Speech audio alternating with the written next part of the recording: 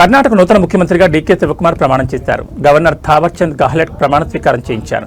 బెంగళూరులోని లోక్ భవన్లోని గ్లాస్ హౌస్లో జరిగిన వేడుకకు కాంగ్రెస్ జాతీయ అధ్యక్షుడు మల్లికార్జున ఖర్గే, లోక్సభ పక్షనేత అగ్రనేత రాహుల్ గాంధీ, కర్ణాటక మాజీ సీఎం సిద్దరామయ్య, కేరళ, తెలంగాణ, హిమాచల్ ప్రదేశ్ ముఖ్యమంత్రులు వీడి సతీశన్, రేవంత్ రెడ్డి, సుఖ్వీందర్ సింగ్ సుక్కు తదితరులు హాజరయ్యారు.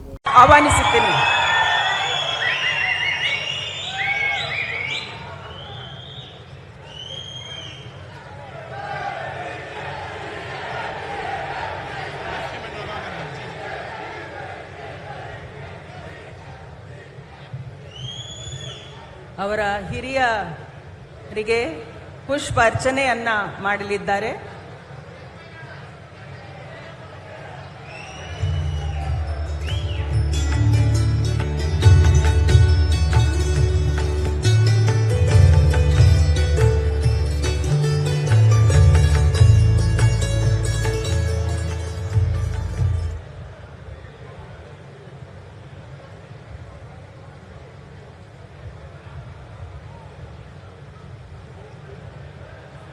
ಮಾನ್ಯ ರಾಜ್ಯಪಾಲರು ಈಗ ಪದವಿಯ ಅಧಿಕಾರ ಪದ ಹಾಗೂ ಗೌಪ್ಯತಾ ಪ್ರಮಾಣ ವಚನವನ್ನ ಬೋಧನೆ ಮಾಡಲಿದ್ದಾರೆ.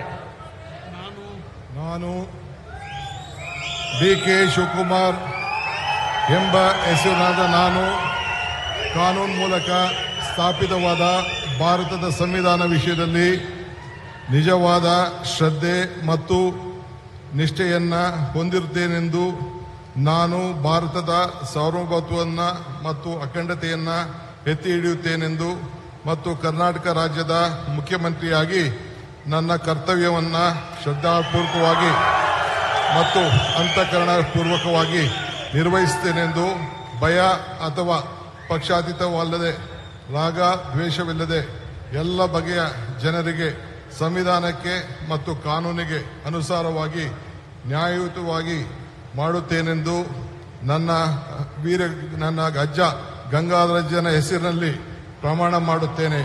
ಶ್ರದ್ಧಾಪೂರ್ವಕವಾಗಿ ಪ್ರತಿಜ್ಞೆಯನ್ನ ಮಾಡುತ್ತೇನೆ. ಮಾನ್ಯ ಮುಖ್ಯಮಂತ್ರಿಗಳು ಈಗ ಪ್ರಮಾಣ ವಚನಕ್ಕೆ ಸಹಿ ಮಾಡಲಿದ್ದಾರೆ.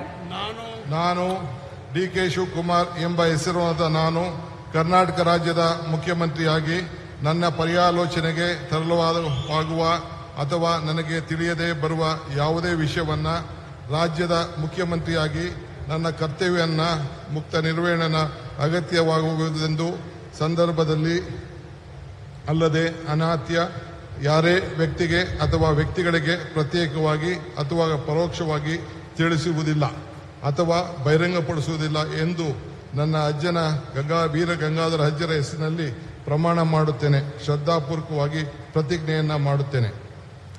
ಧನ್ಯವಾದಗಳು ಸರ್.